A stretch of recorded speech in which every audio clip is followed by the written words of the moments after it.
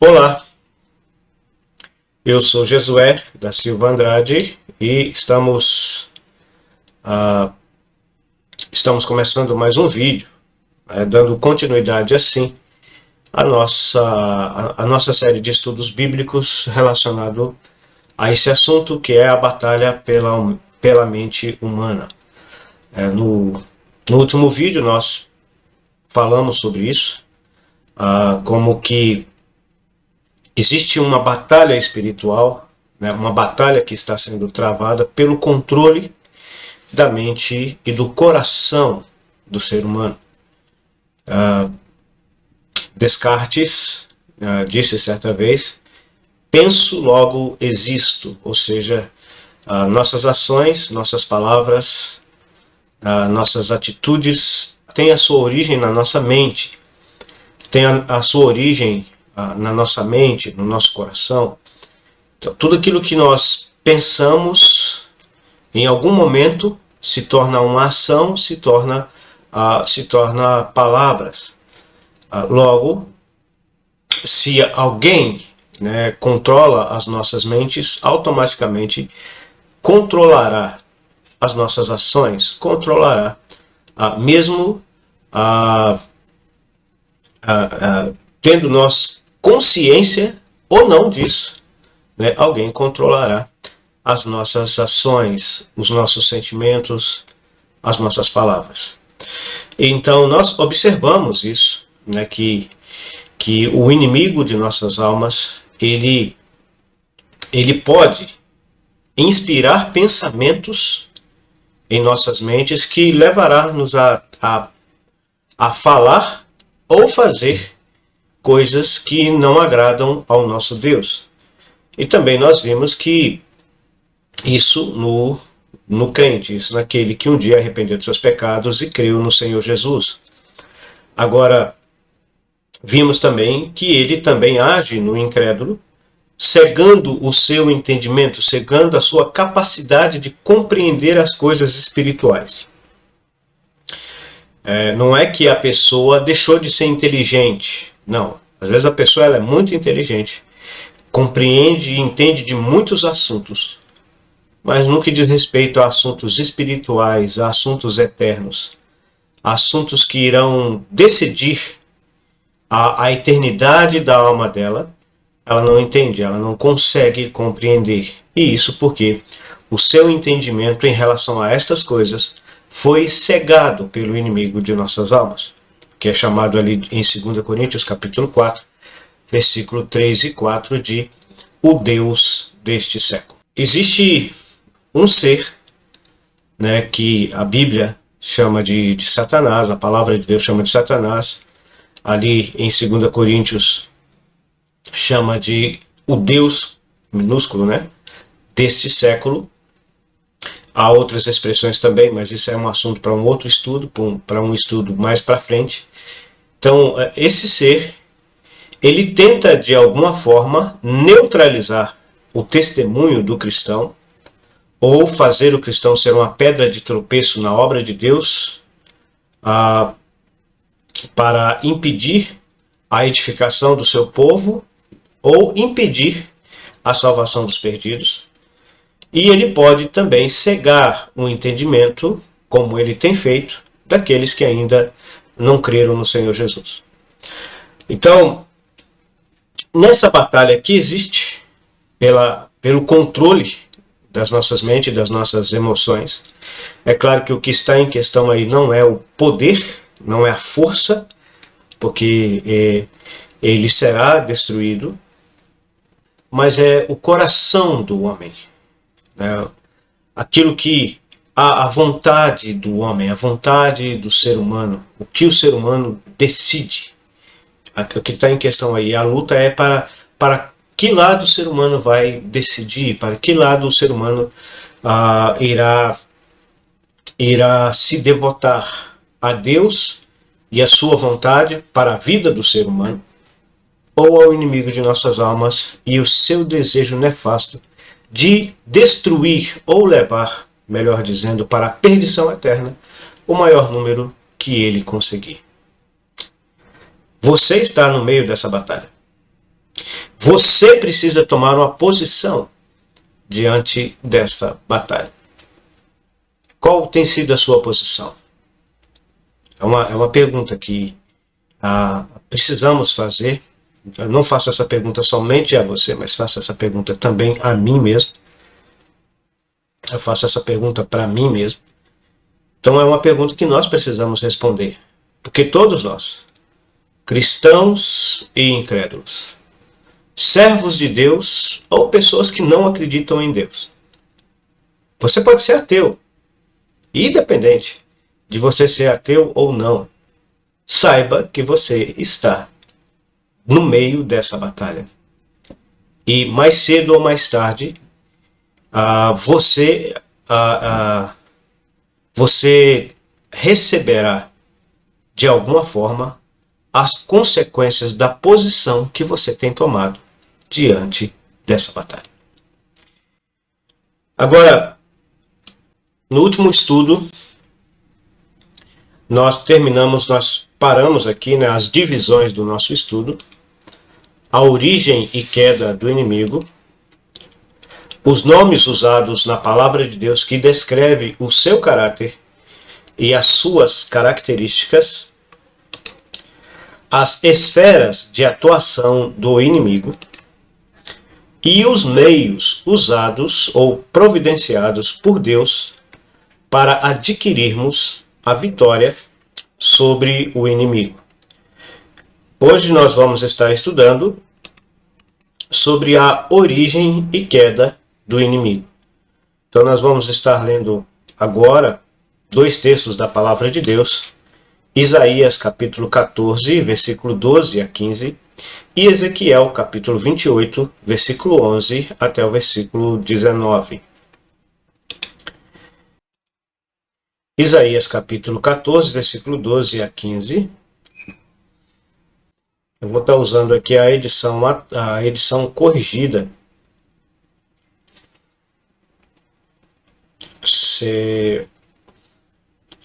Essas versões online às vezes são um pouco diferentes das versões impressas. Então pode ter alguma diferença aqui nas palavras, mas o significado geralmente são os mesmos.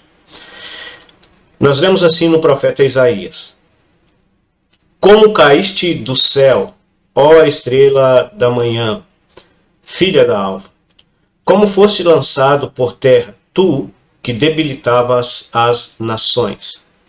E tu dizias no teu coração: eu subirei ao céu, e acima das estrelas de Deus exaltarei o meu trono, e no monte da congregação me assentarei das bandas dos lados do norte. Subirei acima das mais altas nuvens, e serei semelhante ao Altíssimo. E, contudo, levado serás ao inferno, ao mais profundo do abismo. Agora, Ezequiel, livro do profeta Ezequiel, capítulo 28.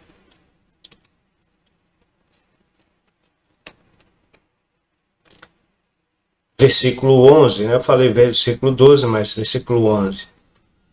Veio mais a mim a palavra do Senhor, dizendo: Filho do homem, levanta uma lamentação sobre o rei de Tiro, e dize-lhe: Assim diz o Senhor Jeová, tu és o aferidor da medida, cheio de sabedoria e perfeito em formosura. Estavas no Éden, jardim de Deus. Toda pedra preciosa era a tua cobertura: a sardônia, o topázio, o diamante, a turquesa, o ônix, o jaspe, a safira, o carbúnculo, a esmeralda e o ouro. A obra dos teus tambores e dos teus pífaros estavam em ti. No dia em que fostes criados, foram preparados. Tu eras querubim ungido para proteger, e te estabeleci. No monte santo de Deus estavas, no meio das pedras afogueadas andavas. Perfeito era nos teus caminhos, desde o dia em que foste criado, até que se achou iniquidade em ti. Na multiplicação do teu comércio, se encheu o teu interior de violência, e pecaste, pelo que te lancei, profanado, fora do monte de Deus, e te farei perecer, ó querubim protetor, entre as pedras afogueadas. Elevou-se o teu coração por causa da tua formosura. Corrompeste a tua sabedoria por causa do teu resplendor. Por terra te lancei, diante dos reis te pus, para que olhem para ti. Pela multidão das tuas iniquidades, pela injustiça do teu comércio, profanaste os teus santuários. Eu, pois, fiz sair do meio de ti um fogo, que te consumiu a ti, e te tornei em cinza sobre a terra. Aos olhos de todos os que te veem, todos os que te conhecem entre os povos estão espantados de ti. Em grande espanto te tornaste e nunca mais serás para sempre. São as palavras escritas na direção do Espírito Santo por estes dois profetas do Velho Testamento. Nós devemos entender que aqui são profecias ou mensagens de dupla aplicação.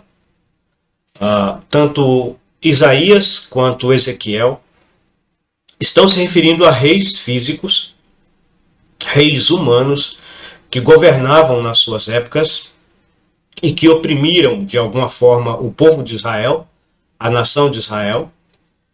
Então eles estão entregando uma mensagem para estes reis, mas ao mesmo tempo Deus os está inspirando, soprando em seus ouvidos coisas que estão além desses reis. Porque esses reis, na realidade, estavam representando alguém espiritual, um ser espiritual, alguém que estava acima das suas capacidades naturais, das suas capacidades humanas, das capacidades humanas desses reis. São descritas coisas aqui que não fazem sentido ao se referir a um ser humano, mesmo que esse ser humano esteja exercendo uma posição de autoridade na humanidade. Então estava se referindo a um ser espiritual, a um ser que era no passado, num passado muito remoto, num passado muito antigo, que era um ser espiritual, um ser celestial, um anjo de Deus.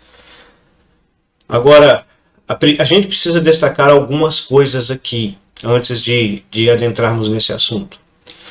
A primeira coisa é que a expressão que é usada pelo profeta Isaías,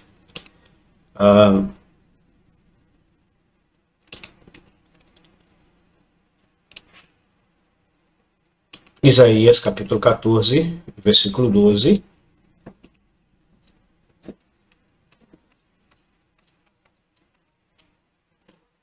Essa expressão, ó estrela da manhã e filha da alva. Agora eu não estou certo qual dessas expressões, mas uma dessas expressões levou a um erro comum no meio da cristandade professa, que é dizer que o nome desse ser, que a Bíblia não fala qual era o nome dele antes da queda. Existem nomes que são empregados agora a ele, mas isso é um estudo que nós vamos fazer para frente. Você continuando assistindo essa série de estudos, você vai acompanhar conosco. A palavra Lúcifer. Alguns estudiosos, alguns pregadores dizem que o nome dele é Lúcifer. Só que isso é um equívoco. A Bíblia, as versões que nós temos são traduções das Escrituras Sagradas. Ou seja, ela foi escrita originalmente, o Velho Testamento no hebraico e o Novo Testamento foi escrito no grego. A primeira tradução da Bíblia conhecida é a chamada versão dos 70. Né? O Velho Testamento foi traduzido por 70 sábios judeus na época de Ptolomeu Filadélfio. Agora não sei se é o segundo, se foi o primeiro. A minha mente agora está me traindo em relação a isso, mas sei que era um dos generais de Alexandre o Grande, e que por ocasião da morte de Alexandre o Grande, como ele não tinha filhos para herdar o seu reino foi dividido entre 4 generais. Isso é até uma profecia ali de Daniel, não é o nosso assunto agora, mas foi dividido entre 4 generais. Um desses generais, salvo engano, Ptolomeu Filadelfo, ficou com a região que nós conhecemos hoje como Oriente Médio, né, da qual a nação de Israel fazia parte. E Ptolomeu Filadelfo mandou que a Bíblia, o Velho Testamento, fosse traduzido para o grego, daí a Septuaginta latina. E depois tem, segundo os estudiosos, segundo os historiadores, a segunda tradução conhecida das Escrituras Sagradas, que já incluiu tanto o Velho quanto o Novo Testamento. Não me lembro a data correta, sei que foi por Jerônimo, conhecido como São Jerônimo pelo catolicismo romano e pela Igreja Ortodoxa grega. Ele traduziu o Velho e o Novo Testamento para o latim, devido às conquistas do Império Romano, onde o Império Romano invadia, ele impunha a sua cultura. É claro que ele deixava certas expressões culturais, mas ele impunha a sua cultura, a sua língua oficial, que era, no caso, o latim. Então, por isso o nome Vulgata Latina, ou seja, a versão da Bíblia traduzida para a língua mais falada na sua época. E segundo os estudiosos, os linguistas, essa expressão, Lúcifer, que significa simplesmente isso, fonte de luz, né, ou algo que reflete a luz, mas é uma dessas duas expressões que aparece aqui no texto, né, filha da alva ou estrela da manhã. Eu tô tendencioso, agora não dá para me fazer uma pesquisa para poder mostrar para vocês, mas eu estou tendencioso que essa expressão aqui, filha da alva, na versão Vulgata Latina, é a expressão Lúcifer ou Lucifério, alguma coisa desse gênero. Mas esse nome não existe. Isso é uma tradução. As traduções portuguesas, né, de João Ferreira de Almeida, a edição revista e corrigida e a edição revista e atualizada foram mais felizes na tradução como Estrela da Manhã ou Estrela da Manhã e Filha da Alva. Foram mais felizes. Ninguém sabe qual era o nome dele. A Bíblia não revela isso. E querer falar que o nome dele era ou é esse ou aquele, o nome verdadeiro dele, é ir além daquilo que está revelado na palavra de Deus. Então eu acho temeroso isso. Eu acho muito temeroso isso, porque um erro consequentemente irá levar a outro erro. Então, onde a palavra de Deus se cala, eu prefiro me calar. Esse é o primeiro ponto. O segundo ponto é a ideia de que quando ele caiu, houve a sua queda, houve um cataclisma e houve um dilúvio, e uma criação que havia foi destruída com a queda dele e assim por diante, o que explicaria, em tese, a teoria que o universo tem bilhões de anos. Isso aí é uma tentativa de adaptar a Bíblia, aquilo que a palavra de Deus fala sobre a criação, ao que é chamado de teoria da evolução. Não existe isso, não existe base bíblica para isso. Isso é uma interpretação. E como toda interpretação está sujeita a erro, tem sentido, tem até uma certa coerência, mas é uma interpretação e a gente tem que tomar cuidado ao dizer que uma interpretação é uma verdade bíblica, sendo que não é. Eu não creio dessa forma, simplesmente pelo fato de Romanos. Deixa eu colocar aqui para você. Romanos, capítulo 5, e o versículo 12. Pelo que, como por um homem entrou o pecado no mundo, e pelo pecado a morte, assim também a morte passou a todos os homens, por isso que todos pecaram. Então, neste caso, a morte teria entrado no mundo, né, se essa teoria está certa. É a chamada teoria do hiato, né? Alguns acreditam que entre o versículo 1 e o versículo 2 de Gênesis, capítulo 1, houve um período indeterminado de tempo. Eu não creio dessa forma. Tenho que deixar isso bem claro. É a minha compreensão. Eu não creio que o universo tenha bilhões de anos. Não creio nisso. Eu creio que o universo ele é novo, porém cansado, né, por causa dos efeitos do pecado na criação. Então ele não tem bilhões de anos. Isso é uma coisa simples, uma coisa fácil. Você pega uma pessoa que está doente com a enfermidade severa, às vezes a pessoa é nova, às vezes a pessoa tem, sei lá, 20, 30 anos, mas sua aparência física, seu aspecto físico é de uma pessoa muito, mas muito mais velha. Assim é o que o pecado fez com a criação. A entrada do pecado na criação de Deus, por meio do homem, como Romanos capítulo 5, versículo 12, por um homem entrou o pecado no mundo e pelo pecado a morte, assim a morte passou a todos os homens, porque todos pecaram. A morte entrou no mundo por causa do pecado. Ela entrou na criação por causa do pecado do homem. Se ela entrou na criação por causa do pecado do homem, então, logo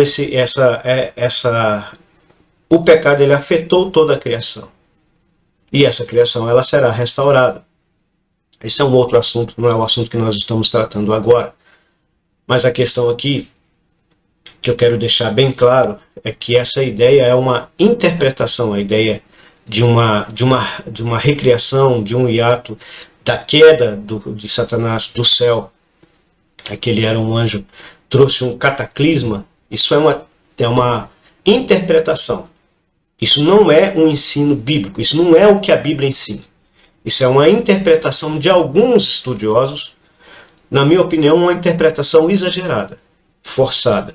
Eu prefiro me ater àquilo que está escrito e entender aquilo que está escrito. E como está escrito em Romanos 5, versículo 12, que o pecado entrou no mundo por um homem, e pelo pecado a morte, assim a morte passou a todos os homens, porque todos pecaram. Então eu creio que a criação veio a conhecer a morte através do pecado do homem. O pecado do homem é que afetou toda a criação.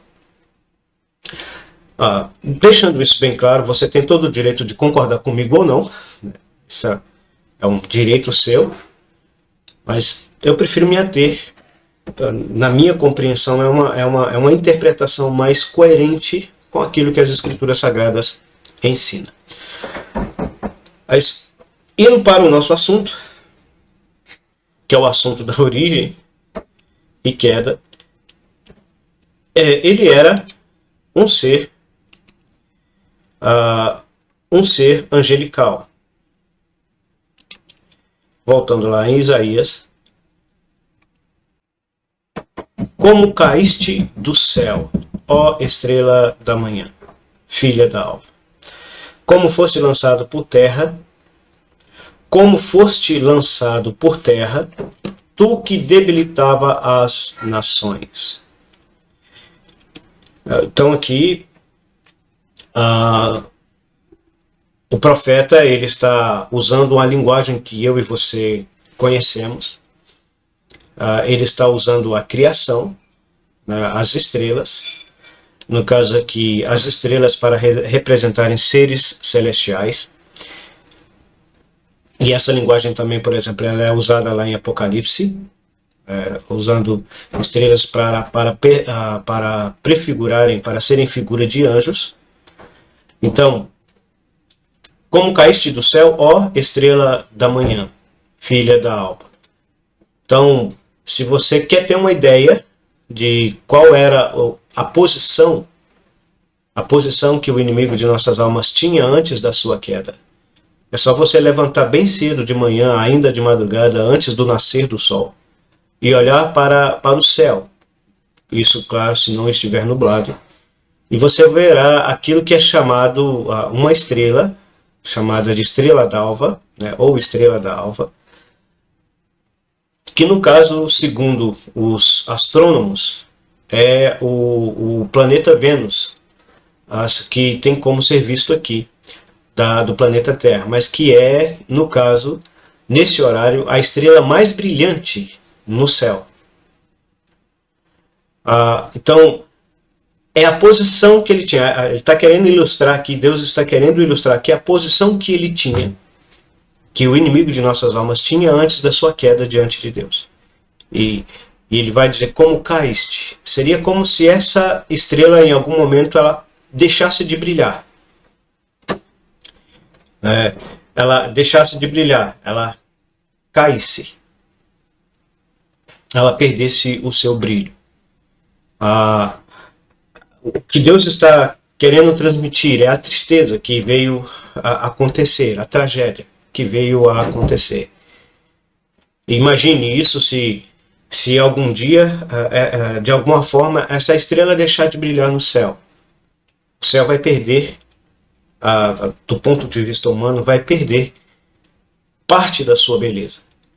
Assim, Deus criou seres celestiais, os anjos, seres para o servirem, seres para o adorarem, mas esse anjo que tinha essa posição elevada diante de Deus, ele, de alguma forma, ele caiu dessa posição. Ele deixou de brilhar. Ele perdeu o seu privilégio, ele perdeu a sua autoridade.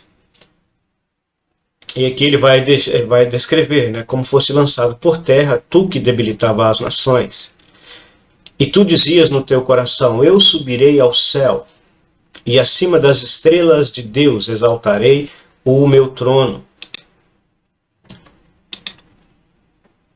E no monte da congregação me assentarei das bandas do lado do norte. O versículo 12 fala da queda. O versículo 13 fala o porquê dessa queda. Porque ele dizia no seu coração. Ele se elevou, ele se exaltou, ele queria se colocar acima de Deus.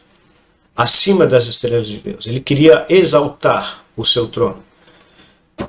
Essa expressão monte da congregação aqui deve ser entendida como que os lugares celestiais, né, no caso, as congregações celestiais, os anjos que estavam ali no céu.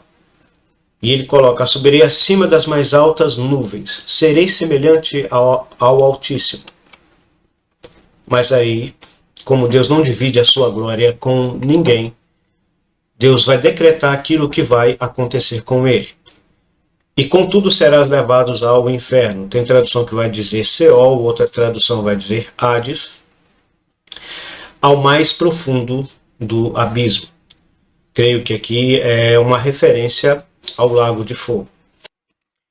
No livro de Ezequiel, capítulo 28, é dada mais algumas descrições em relação a ele. Veio a mim a palavra do Senhor, dizendo, filho do homem, levanta uma lamentação sobre o rei de Tiro, e diz-lhe, assim diz o Senhor Jeová, tu és o aferidor da medida, cheio de sabedoria e perfeito em formosura. A atualizada, deixa eu só colocar aqui só para você entender, né? Assim diz o Senhor Deus, tu eras o selo da perfeição. Essa expressão eras aqui está mais de acordo. Cheio de sabedoria e perfeito em formosura. Selo de perfeição, corrigida, aferidor de medida. ah, é alguém que era usado como um padrão. Essa expressão selo, né?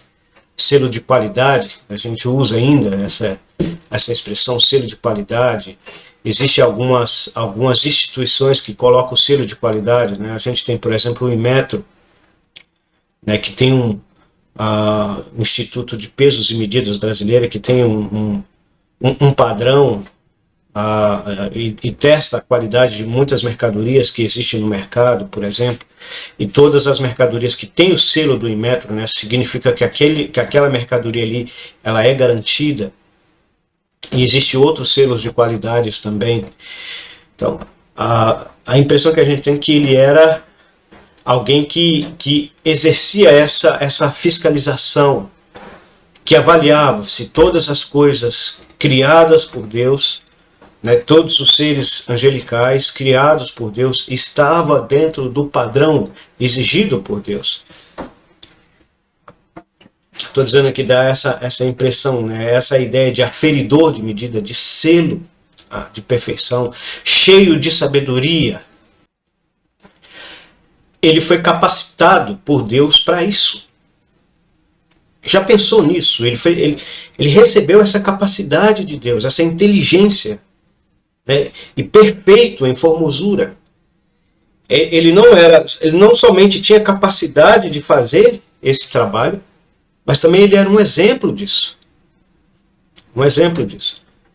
Aí fala da onde ele estava. Estava no Éden. Isso aqui não deve ser confundido com o Jardim do Éden, onde estavam nossos primeiros pais, Adão e Eva. Vou dizer o que eu creio. Creio eu que é o paraíso celestial, né? Jardim de Deus. Toda pedra preciosa era a sua cobertura. Ele tinha uma capa. Aí essa capa ela tinha todas as pedras preciosas. Existe alguma dificuldade de entender isso aqui, mas eu creio que também é uma linguagem que Deus está usando para nós compreendermos. Geralmente, essas pedras preciosas que adornam mantos de reis, né? Quanto mais pedras preciosas tem no manto de um rei, mais indica, ou de uma autoridade, mais indica o seu poder, o seu status. Então isso está falando da sua posição que ele tinha diante de Deus e diante das outras criações de Deus. Aí vai falar a sardônio, o topázio, o diamante, a turquesa, o ônix, o jaspe, a safiro, o carbúnculo, a esmeralda e o ouro. Nós lemos, por exemplo, que as ruas de Jerusalém, da Nova Jerusalém, da Jerusalém Celestial, elas são de ouro. Então, isso fala da autoridade, do poder que ele tinha, sabe, no sentido de beleza, no sentido de autoridade que ele tinha. As obras dos seus tambores e dos seus pífaros estavam em ti. No dia em que foste criado, ele foi criado, tá? Ele foi criado, foram preparados. Tu eras querubim ungido para proteger. Tu eras querubim ungido para proteger. Então, essa palavra querubim, segundo os estudiosos, significa um guarda, um protetor. O contexto já deixa isso bem claro, né? Para proteger. Ele tinha a missão de proteger, né? E te estabeleci no Monte Santo de Deus estavas. Ou seja, ele tinha a responsabilidade de guardar o trono, né? Alguns comentaristas dizem isso, mas pela essa expressão aqui, Deus o havia estabelecido ali, no Monte Santo de Deus. No meio das pedras afogueadas andavas. Perfeito eras nos teus caminhos. Então ele era perfeito. Tá? A gente tem que deixar isso bem claro aqui. Ele era perfeito. Ou seja, enquanto ele serviu, enquanto ele exerceu a sua função, enquanto ele esteve debaixo do governo e da autoridade soberana de Deus, que é o direito que Deus tem sobre todas as suas criaturas, ele era perfeito nos seus caminhos. Desde o dia em que fosse criado. Desde o dia em que ele foi criado até que se achou iniquidade nele. Houve um dia que a iniquidade entrou no coração do inimigo de nossas almas. Ou seja, ele se exaltou. Ele queria ser igual a Deus. Mas só que aí veio a sua queda. Na multiplicação do teu comércio se encheu o teu interior de violência e pecaste. Ele foi o primeiro ser a pecar. Pelo que te lançarei, e é interessante essa expressão aqui, lançarei, profanado fora do monte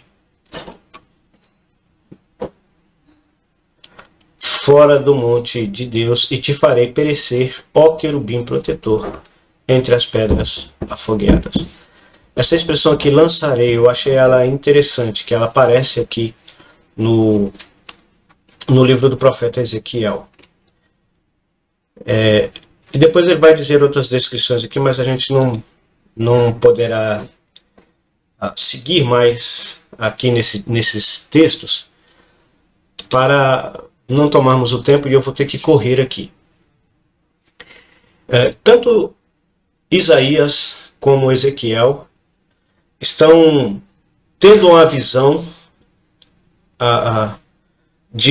uma visão de algo que, como é que eu vou dizer isso? Teve uma visão de algo que acontecerá na sua plenitude, vendo isso como algo já acontecido. Isso é comum nas profecias bíblicas. Às vezes, Deus fazia aquilo que é chamado em alguns textos de arrebatamento de espírito ou arrebatamento de sentidos. Ele transportava a pessoa para um determinado lugar, e nesse lugar ele mostrava visões. Por exemplo, o profeta Ezequiel é levado para um vale de ossos secos. Isso está no livro de Ezequiel.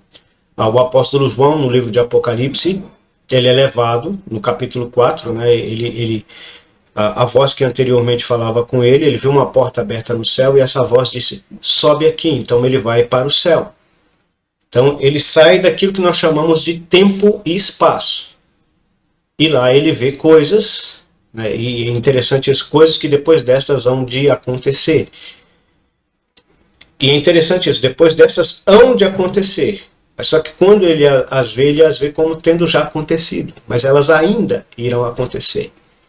Espero que você esteja entendendo o que estamos dizendo. A mesma coisa aqui, tanto com Ezequiel quanto com Isaías.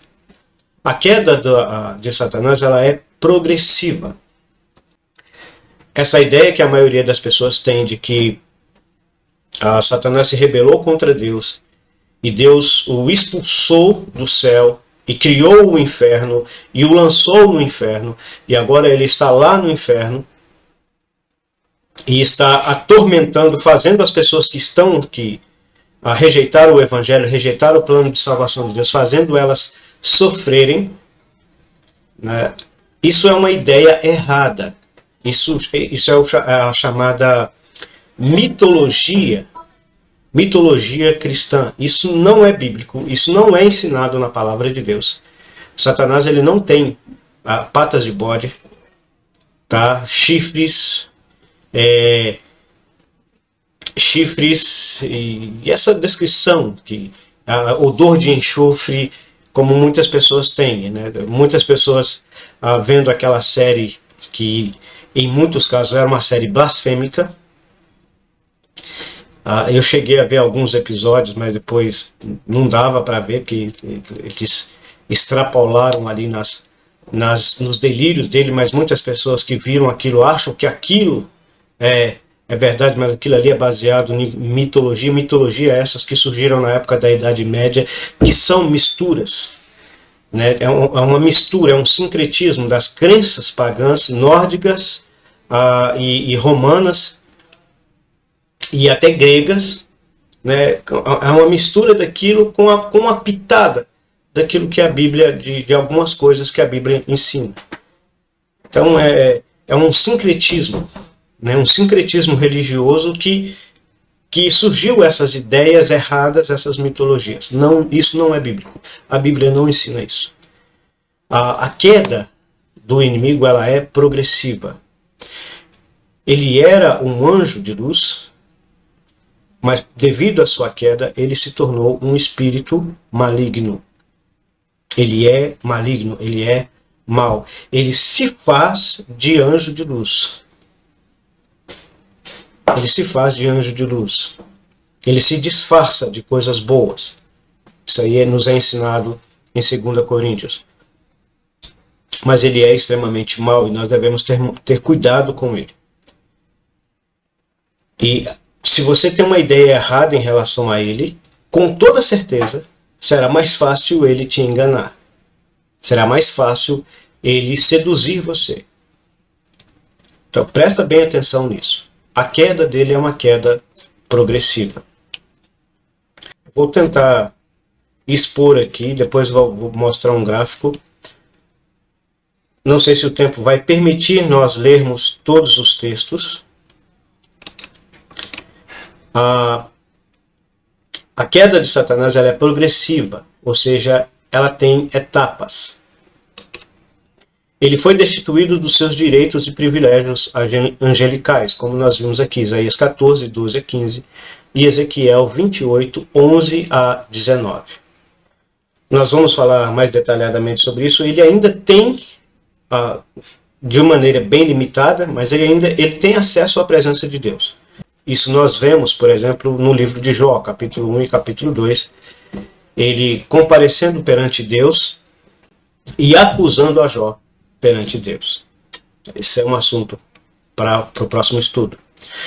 No momento, ele é o príncipe da potestade do ar, o espírito que opera nos filhos da desobediência.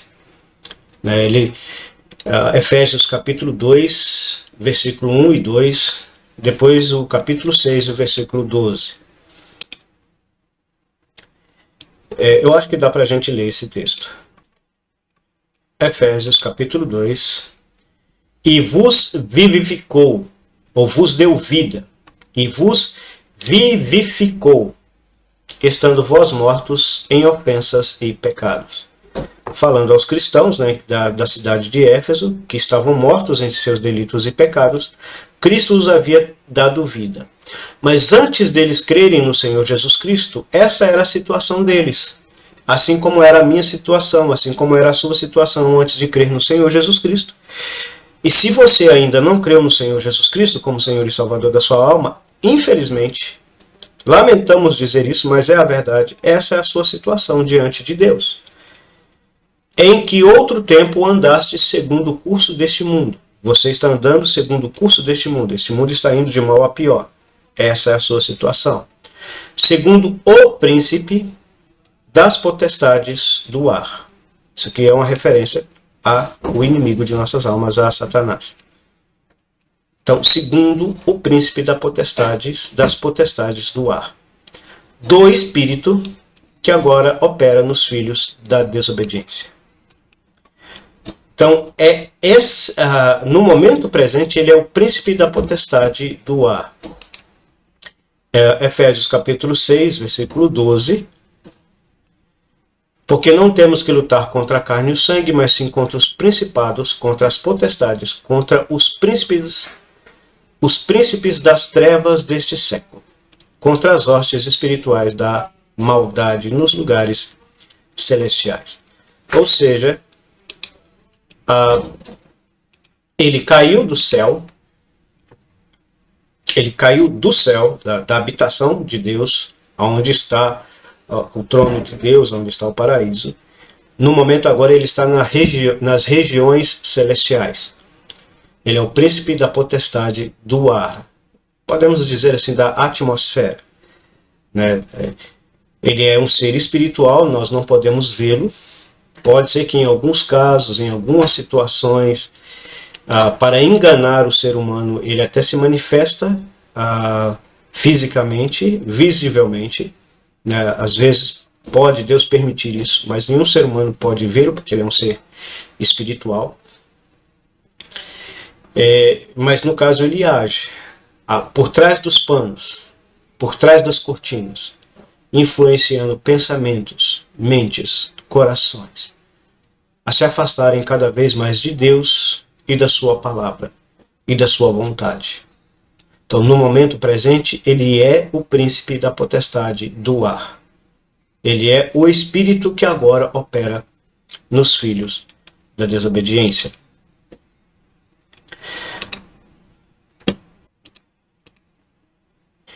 Ele será lançado na terra na segunda metade da tribulação. Apocalipse capítulo 12, versículo 7 ao versículo 12. E houve batalha no céu. Apocalipse capítulo 12, versículo 7 a 12. E houve batalha no céu. Miguel e os seus anjos batalhavam contra o dragão. E batalhavam o dragão e os seus anjos. Mas não prevaleceram, nem mais o seu lugar se achou nos céus. E foi precipitado o grande dragão, a antiga serpente, chamada o Diabo e Satanás, que engana todo mundo.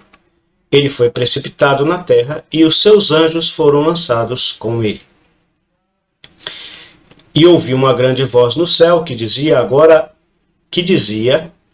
agora chegada está a salvação e a força e o reino do nosso Deus e o poder do seu Cristo, porque já o acusador de nossos irmãos é derribado, o qual diante do nosso Deus os acusava de dia e de noite. E eles o venceram pelo sangue do Cordeiro e pela palavra do seu testemunho, e não amaram as suas vidas até a morte. Pelo que alegrai-vos, ó céus, e vós que neles habitais. Ai dos que habitam na terra e no mar, porque o diabo desceu a vós, e tem grande ira, sabendo que já tem pouco tempo, ou pouco tempo lhe resta, dependendo da tradução. Aqui, nesse texto que acabamos de ler, precisamos entender uma coisa. Isso aqui está dentro do contexto da grande tribulação.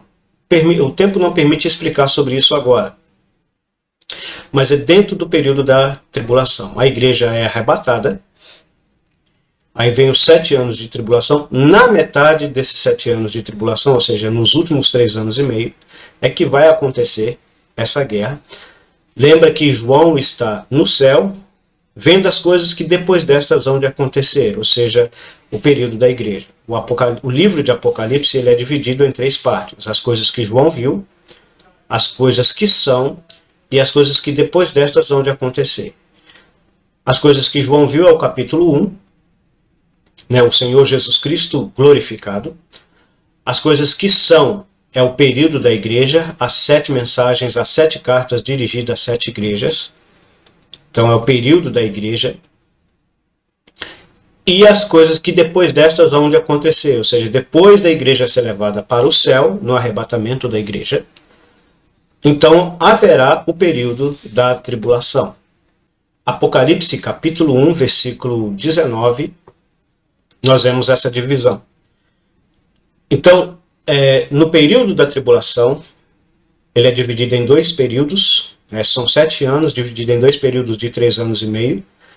Nesse último período é que vai acontecer isso. Satanás será lançado na terra, da região celestial, das regiões celestiais, melhor dizendo. Tá? Não é a região celestial, mas as regiões celestiais. Ele, como você está vendo aí no seu vídeo, ele será lançado na terra.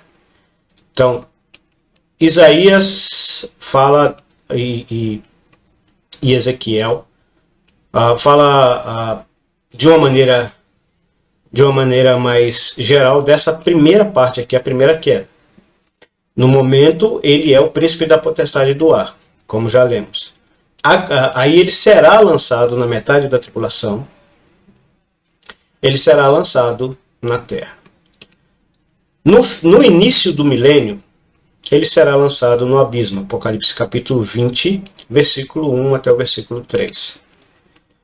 Já estamos em Apocalipse. Deixa eu só colocar aqui para você acompanhar a leitura conosco. Capítulo 20.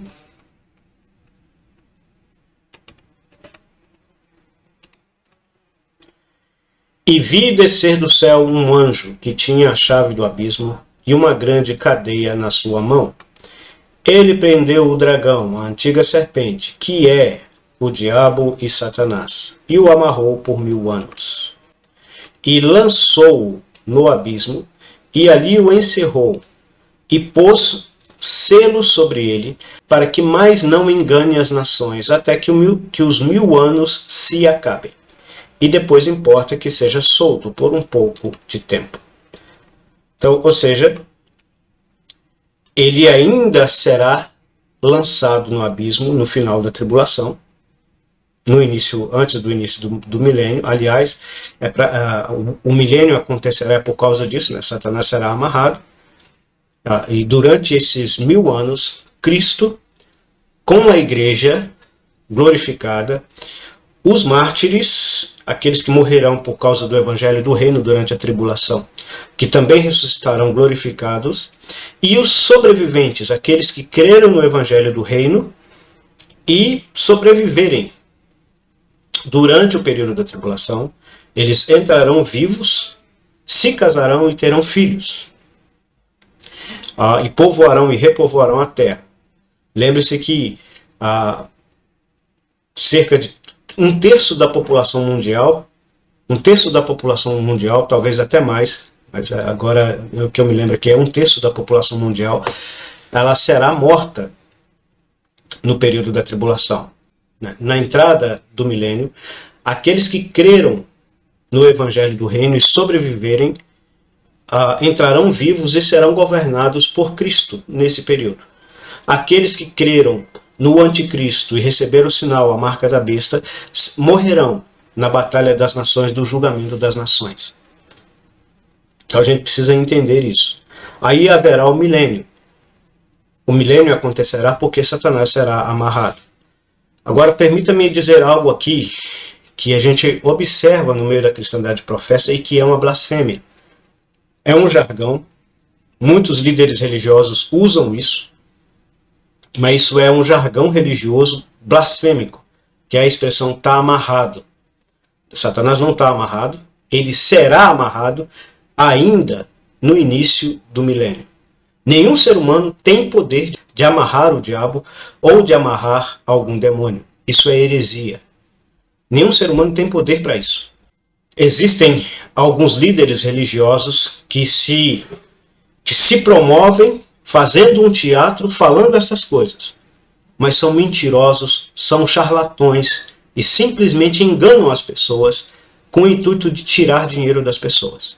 Então toma cuidado com essas pessoas que falam isso, e se às vezes você usa isso de chacota, toma cuidado, porque isso é blasfêmia. Isso é alguém que está tentando se passar pelo próprio Senhor Jesus Cristo. Então toma cuidado com isso. Então, no início do milênio, ele será lançado no abismo e ali ele será amarrado por 1000 anos. No final do milênio, ele será solto por um pouco período de tempo e depois será lançado definitivamente no lago de fogo, onde será eternamente atormentado. Apocalipse capítulo 20, versículo 7 até o versículo 10. Já estamos no capítulo 20, versículo 7. E acabando-se os 1000 anos, Satanás será solto da sua prisão, e sairá a enganar as nações que estão sobre os 4 cantos da terra, Gog e Magog, cujo número é como a areia do mar, para as ajuntar em batalha. E subiram sobre a largura da terra, e cercaram o arraial dos santos, e a cidade amada, mas desceu fogo do céu e os devorou. E o diabo que os enganava foi lançado no lago de fogo e enxofre, onde está a besta e o falso profeta. E de dia e de noite serão atormentados para todo sempre.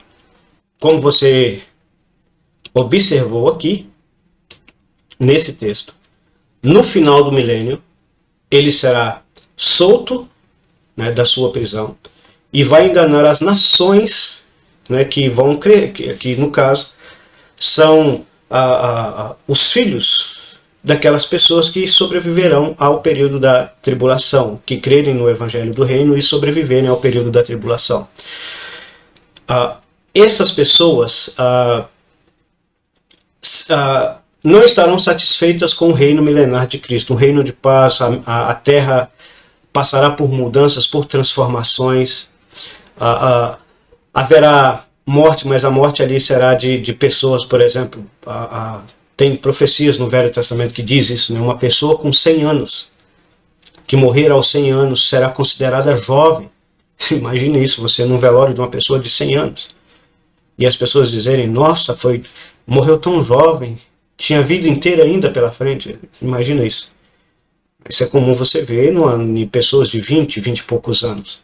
Agora você imagina essa cena numa pessoa de 100 anos.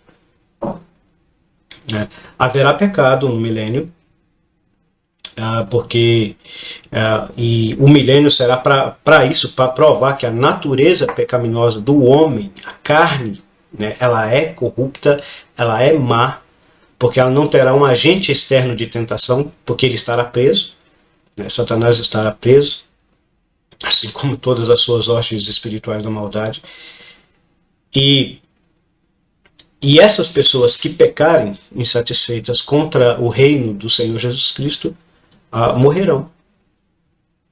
E no caso, no final do milênio ali, Satanás será solto por um pouco período de tempo, e essas pessoas que nascerão durante o milênio, que não estarão satisfeitas com o reino do Senhor Jesus Cristo, com o governo do Senhor Jesus Cristo, com o governo de Deus, né, que o Senhor Jesus Cristo, sendo Deus, estará governando sobre toda a humanidade restaurada, a criação, né, restaurada, melhor dizendo.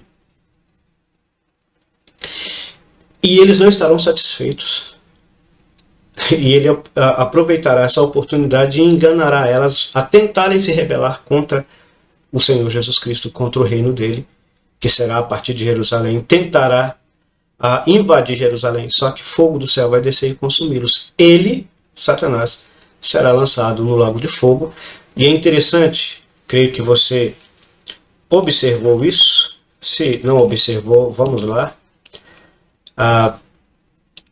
E o diabo que os enganava foi lançado no lago de fogo e enxofre, onde está a besta e o falso profeta. Onde está a besta e o falso profeta? Capítulo 19, versículo 20. E a besta foi presa, e com ela o falso profeta, que diante dela fizeram os sinais com que enganou os que receberam o sinal da besta, e adoraram a sua imagem. Estes dois foram lançados vivos no ardente lago de fogo e de enxofre. Os demais foram mortos com a espada que saía da boca do que estava sentado sobre o cavalo, e todas as aves se fartaram das suas carnes. No caso aqui, está falando da volta do Senhor Jesus Cristo em grande poder e glória, e da batalha que haverá ali, no Armagedon, e o Senhor Jesus Cristo vencendo os seus inimigos, pegando a besta e o falso profeta e os lançando no lago de fogo. E aqueles que seguiam a besta e o falso profeta sendo mortos com a espada que saía da sua boca. Mas no caso aqui, a besta e o falso profeta foram lançados vivos.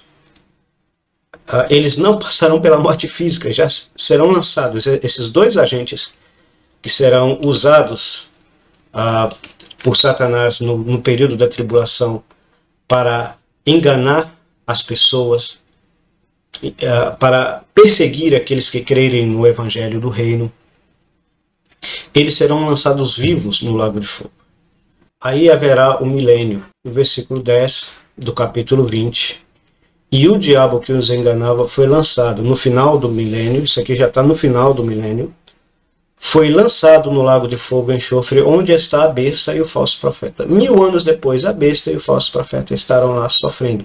E observe no finalzinho aqui, e de dia e de noite serão atormentados para todo o sempre. Para nos dar a ideia de tempo e espaço, vou colocar aqui para você. E o diabo que os enganava foi lançado no lago de fogo e enxofre, onde está a besta e o falso profeta, e de dia e de noite serão atormentados para todos sempre. Ou seja, o Senhor Jesus Cristo volta em grande poder e glória, a besta e o falso profeta é lançado no lago de fogo. Satanás será preso por 1000 anos. Haverá o milênio. No final do milênio ele será solto. Ele será solto. Ele vai enganar as nações, as pessoas que nascerem durante o milênio, se revoltarão contra o governo de Cristo, tentarão invadir a capital, que é no caso a Jerusalém, e destituir Cristo do seu trono. Descerá fogo do céu e irá consumi-los. E o diabo será lançado no lago de fogo e enxofre, onde estão a besta e o falso profeta. Ou seja, 1000 anos se passaram. A besta e o falso profeta ainda estavam no lago de fogo. Ainda estarão, né? Melhor dizendo. Isso ainda vai acontecer. E eles, é interessante observar isso, e eles, Satanás, a besta e o falso profeta. E depois no finalzinho, no juízo final, todo aquele que não foi achado escrito no livro da vida foi lançado no lago de fogo. E eles serão atormentados para todos sempre. E é interessante que a palavra de Deus diz de dia e de noite. Ué, como assim? Está usando uma linguagem para entendermos. Eles terão noção de tempo e espaço no sofrimento. Uma eternidade tendo noção de tempo e espaço. Tenta imaginar isso. Ou seja, Satanás irá sofrer no lago de fogo, junto com seus seguidores e junto com aqueles que têm rejeitado o Evangelho, que têm rejeitado o plano de salvação de Deus em Cristo Jesus. Já parou para pensar nisso? Se você ainda não arrependeu dos seus pecados, se você ainda não creu no Senhor Jesus Cristo como seu Senhor e Salvador pessoal, você já parou para pensar o perigo que você está correndo? Porque este será o destino de todos aqueles que não estão escritos no livro da vida. E quem são os que estão escritos no livro da vida? São aqueles que nasceram de novo. São aqueles que um dia reconheceram seus pecados. São aqueles que um dia lavaram as suas vestes no sangue do Cordeiro. Ou seja, depositaram a sua fé, a sua confiança total na pessoa e obra do Senhor Jesus Cristo realizada ali na cruz do Calvário, quando ele morreu, quando ele derramou o seu sangue precioso, para nos purificar de todo o pecado. A queda de Satanás, ela é progressiva. Teve a sua origem, ele foi criado por Deus, mas ele se rebelou contra Deus, e ele caiu da sua posição, e assim vai ser a sua queda. Eu fiz aqui um gráfico que talvez vai dar para você entender um pouco melhor.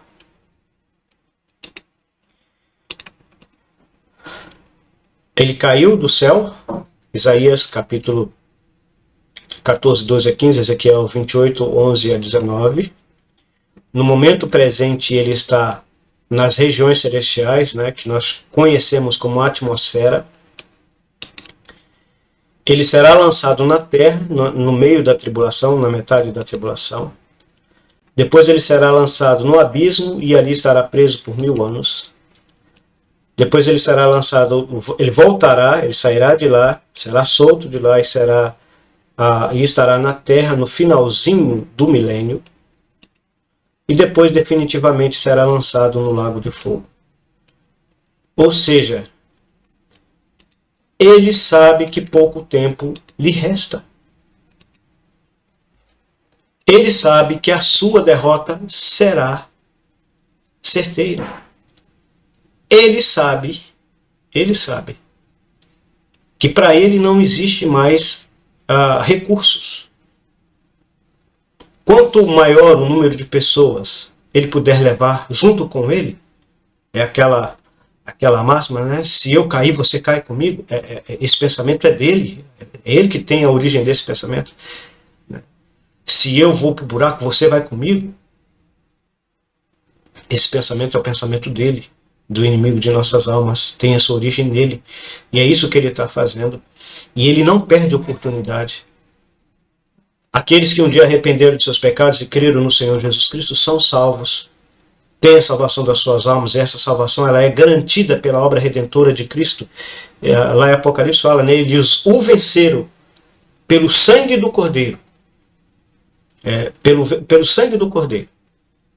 Então, o que garante a salvação daquele que um dia arrependeu e creu no Senhor Jesus Cristo é a obra redentora de Cristo na cruz do Calvário. Mas Satanás pode influenciá-lo, inspirá-lo, né, levar esse servo de Deus, essa serva de Deus, esse que um dia arrependeu, levá-lo a ser uma pedra de tropeço. Como foi no caso ali do apóstolo Pedro com o Senhor Jesus Cristo. Impedindo o progresso da obra de Deus, no lugar de ser alguém que ajunta com Cristo, mas ser alguém que espalha. O próprio Senhor Jesus Cristo disse isso, né? Se alguém comigo não ajunta, ele espalha. Impedindo esse alguém de ter uma vida realmente prazerosa, feliz, alegre em Deus, vivendo a plenitude da salvação, tendo a alegria da salvação. Ele pode perseguir os cristãos. Isso ele faz sem sombra de dúvida. E ao incrédulo ele cega o entendimento para que não creia no Evangelho. E juntamente com ele vá para uma eternidade de sofrimento.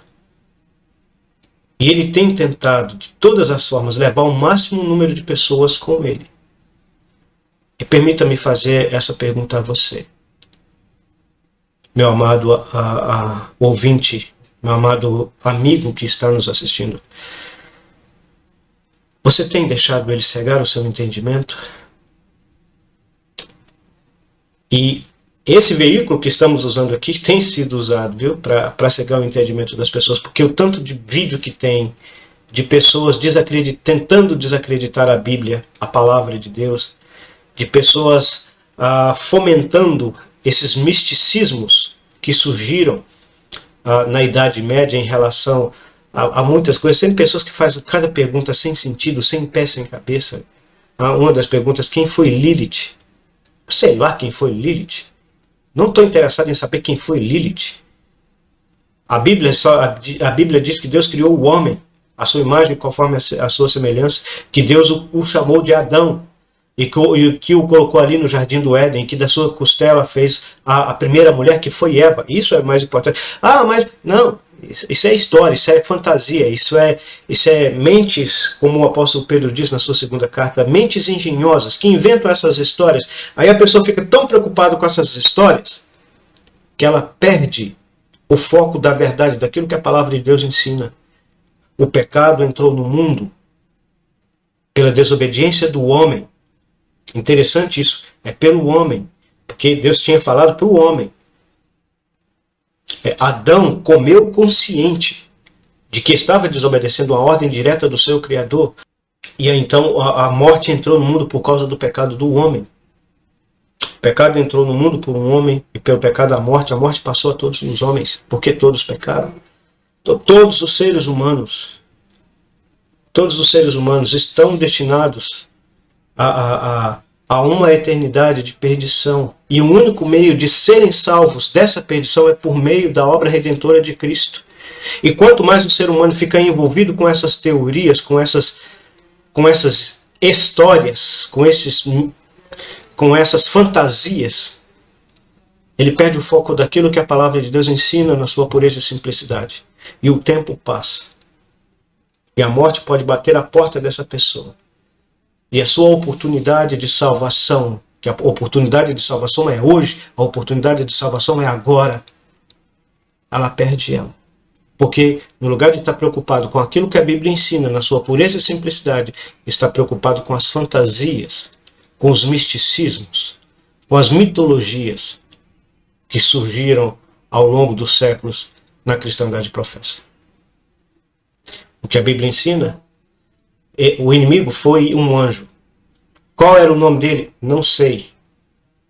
Também não importa. O que importa é que ele está indo à destruição. Ele será destruído definitivamente. Ele perdeu o poder sobre a humanidade quando Cristo morreu na cruz do Calvário. Então todo aquele que arrepende de seus pecados e crê no Senhor Jesus Cristo como Senhor e Salvador, deixa de estar segundo o curso deste mundo, deixa de estar segundo o príncipe da potestade do ar, porque agora ele se torna um filho de Deus. Ele é transportado do império das trevas para o reino do Filho do amor de Deus, que é o Senhor Jesus Cristo. Ele se torna uma nova criatura. Ele passa a obter a vida eterna e terá o privilégio de gozar para sempre, na eternidade, no paraíso, da presença de Deus, da comunhão com Deus, da felicidade de estar com aquele que o amou e a si mesmo se entregou por ele na cruz do Calvário. Qual é a sua posição diante dessa batalha que está sendo travada? O inimigo querendo te conduzir juntamente com ele para a perdição eterna. E Deus, em sua graça, por meio do seu unigênito Filho, o Senhor Jesus Cristo, te chamando ao arrependimento, te chamando à fé,